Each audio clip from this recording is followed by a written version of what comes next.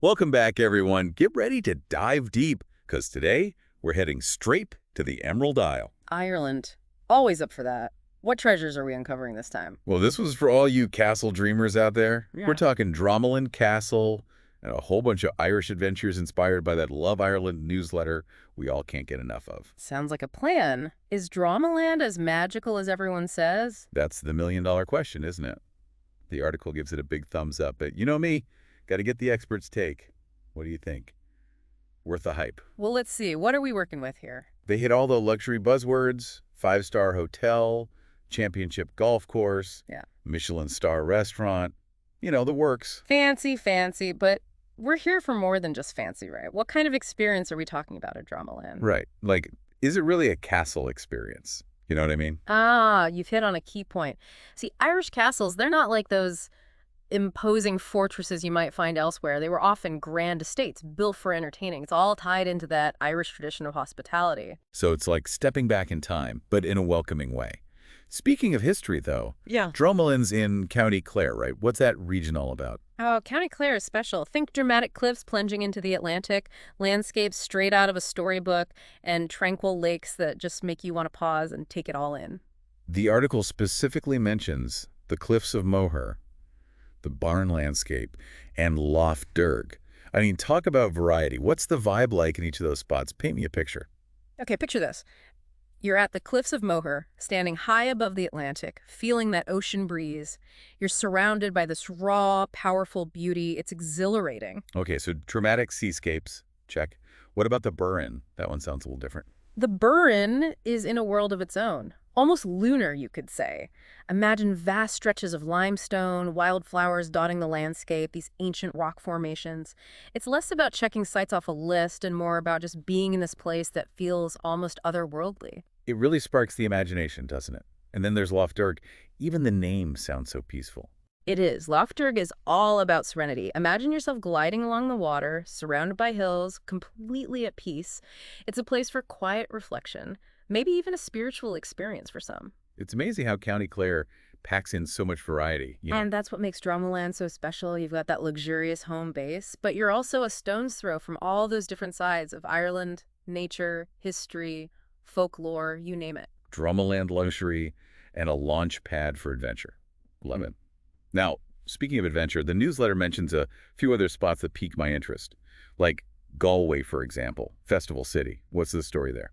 Galway is pure vibrancy. We're talking over 100 festivals and events every year, traditional music, lively markets, celebrations of art and craft. Okay. There's always something going on, always that energy. It sounds like Galway has that infectious Irish spirit in spades.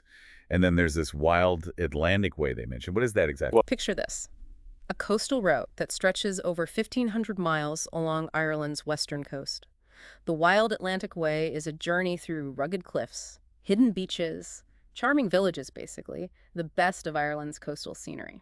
So less about speed, more about soaking it all in. Exactly. Take your time, savor every moment, every view. I'm sold. Now, for a detail I have to ask about, they mentioned tap dancing in pubs. As if the music wasn't enough, right? Have you ever encountered anything like that? It's that element of surprise that makes Ireland so special. You never know what you'll stumble upon in those pubs.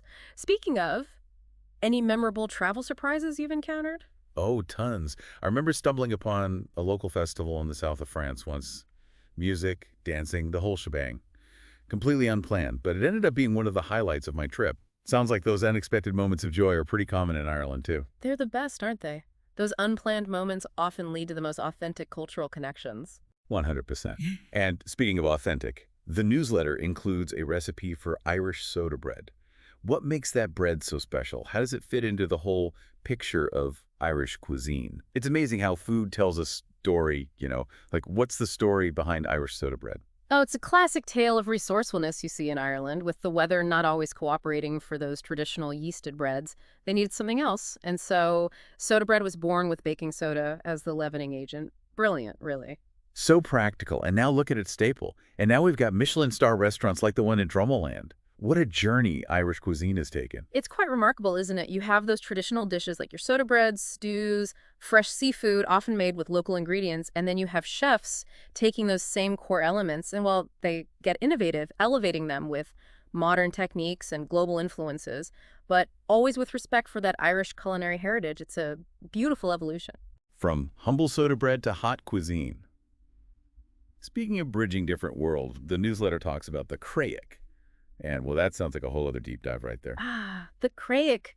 It's as essential to the Irish experience as a good pint of Guinness, you could say. It dedicated a whole section to it. But I gotta admit, it feels a bit hard to grasp. How would you explain the Craic to someone who's never experienced it firsthand? It's not something you can hold in your hand. It's more of a feeling. Imagine being in a cozy pub. A traditional music session is in full swing. Everyone's clapping, tapping their feet, stories and laughter are flowing. There's this warmth, this connection in the air. That's the Craic. So it's about that shared energy, that pure joy that seems to just happen naturally in those authentic Irish settings, right? Exactly. It's about living in the moment, connecting with those around you, and embracing that warmth and genuine conviviality that Ireland is known for. Makes me think, can a place like Dromoland, as grand and polished as it is, can it really capture that true, the Craic feeling?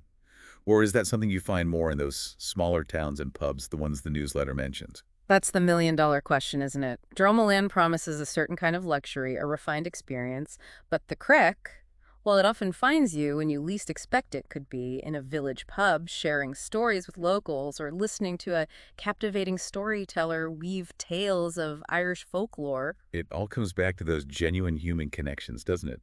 Whether they happen in a castle or a village pub, it seems like that's where the real magic of Ireland lies.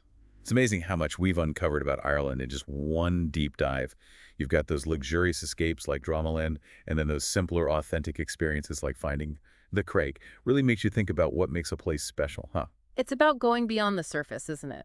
Looking past those picture-perfect postcards and finding those genuine connections that make a place truly come alive. It's about the journey, not just the destination, right?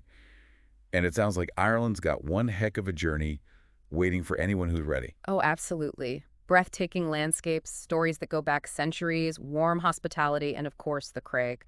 What more could you ask for? I'm ready to book a flight right now. How about you? You read my mind. There's a certain magic about Ireland, something that stays with you long after you've said goodbye. Well said.